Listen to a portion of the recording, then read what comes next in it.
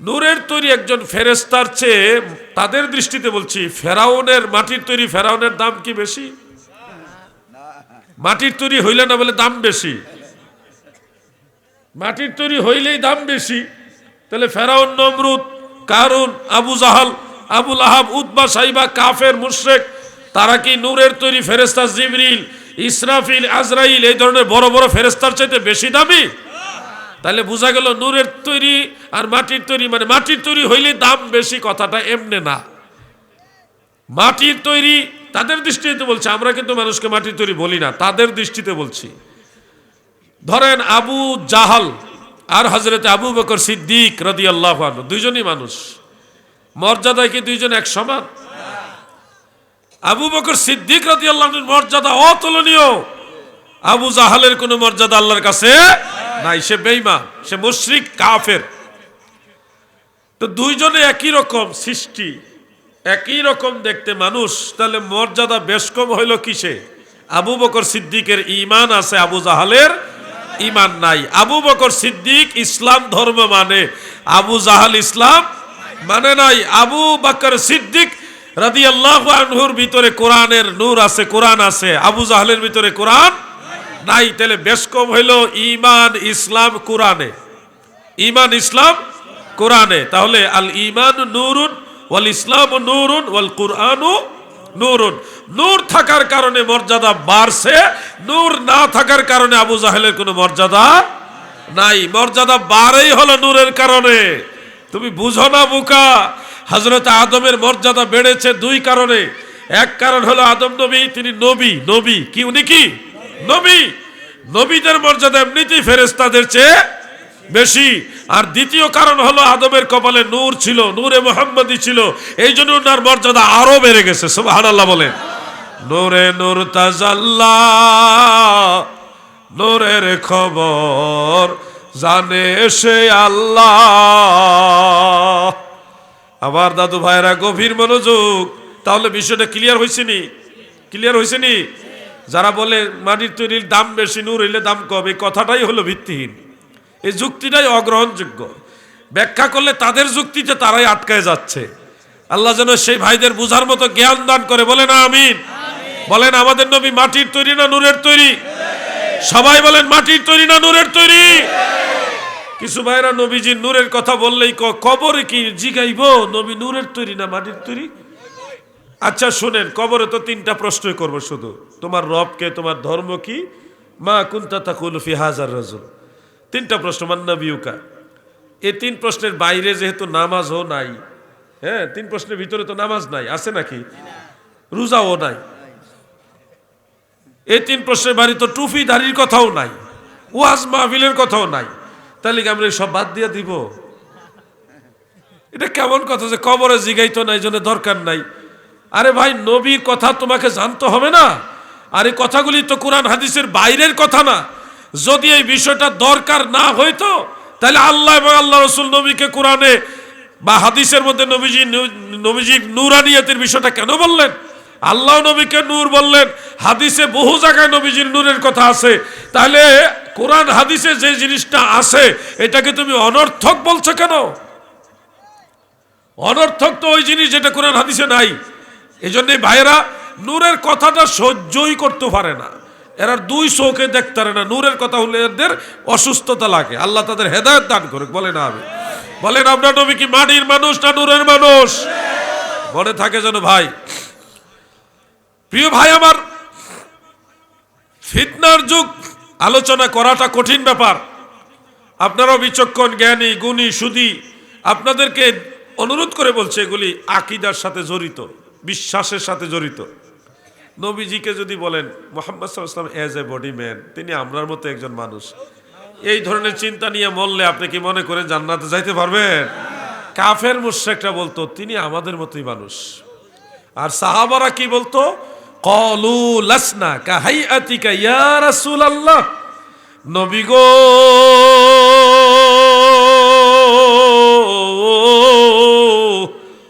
আমরা কোন সাহাবী আপনি রসুলের মতো না, কোন সাহাবী নবীর মতো না। তারা সাহাবাই কেরামরাই বলতেন এই কথা। আর আমরা 1400 বছর পরে সলিমউদ্দিনের ফলা কলিমউদ্দিন কয় আমরা নবীর মতো, নবী আমরার মতোই মানুষ। নাউজুবিল্লাহ, নাউজুবিল্লাহ, নাউজুবিল্লাহ।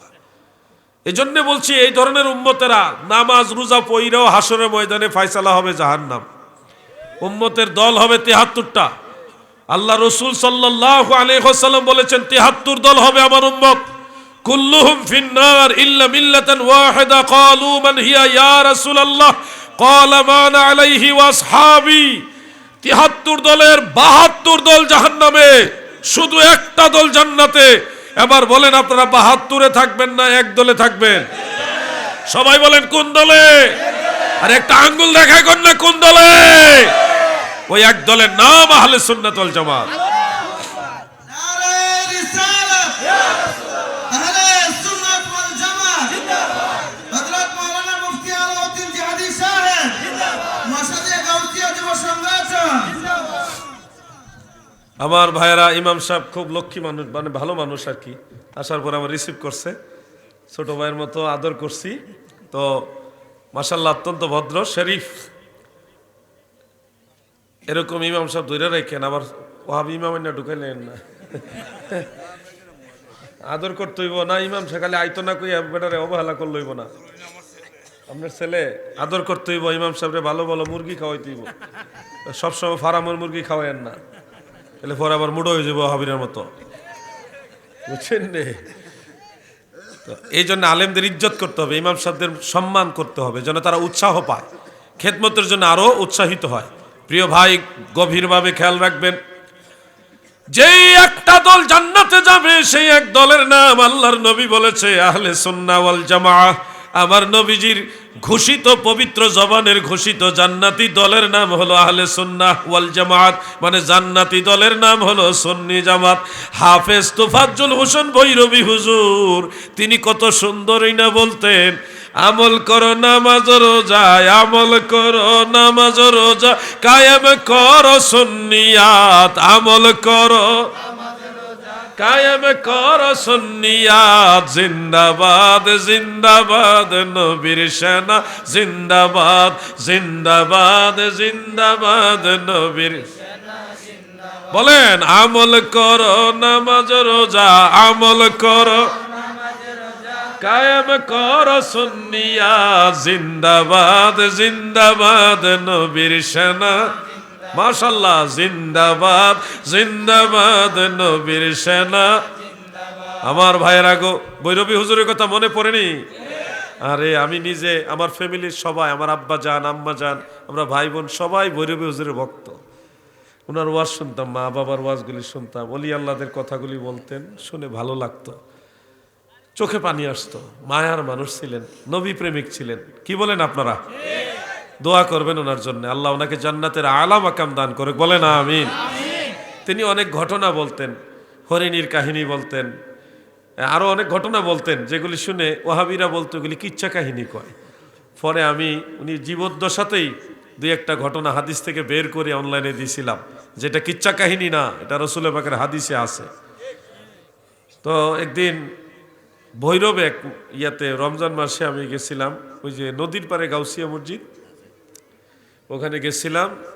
তফসিরের একটা অনুষ্ঠান করছিলেন দিনের বেলায়, ওখানে হুজুর আমাকে দেখার জন্য আসছিলেন, দোয়া করার জন্য আসছিলেন। কারণ হরিণীর ঘটনা যে হাদিসে আছে এটা তো কেউ জানেই না।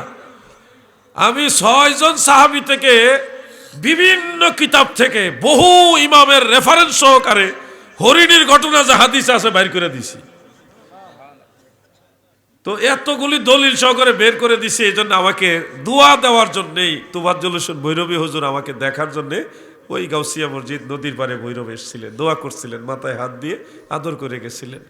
আসলে সুন্নিদের প্রত্যেকটা বিষয়েরই কোনো না কোনো দলিল আছে, তারা জানে না বিদায় কয় নাই। একটা গল্প মনে হয়েছে, মাইন্ড করেন না, গল্পটা বলি। আমাদের যশোরের জাহাঙ্গীর ভাই ঘটনা বলেছেন, রাজশাহীতে এক লোক ছেলে বিয়ে করাইছে, ছেলের বউ হলো একটু খাটো, শর্ট।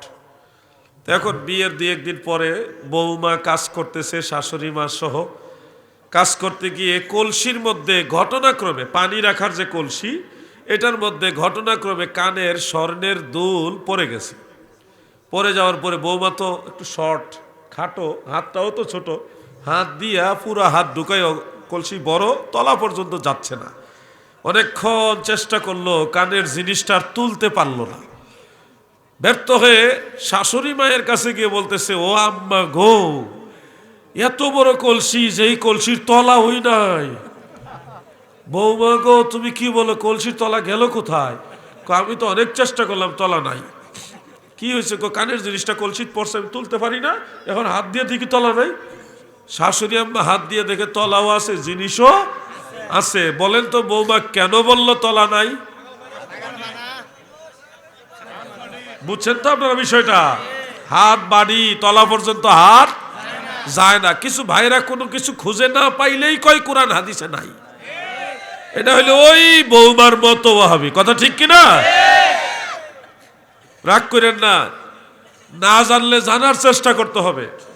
দুনিয়ার সবই যে আপনি জানেন তা না, যারা জানে তাদের জিজ্ঞাসা করে জানতে হবে। এটাই কোরআনের কথা, ফাসআলু আহলা যিকর ইন কুনতুম লা তা'লামুন। বান্দা বান্দিরা রে, তোমরা যদি কোনো বিষয়ে না জানো, যারা জানে তাদেরকে জিজ্ঞাসা করিও।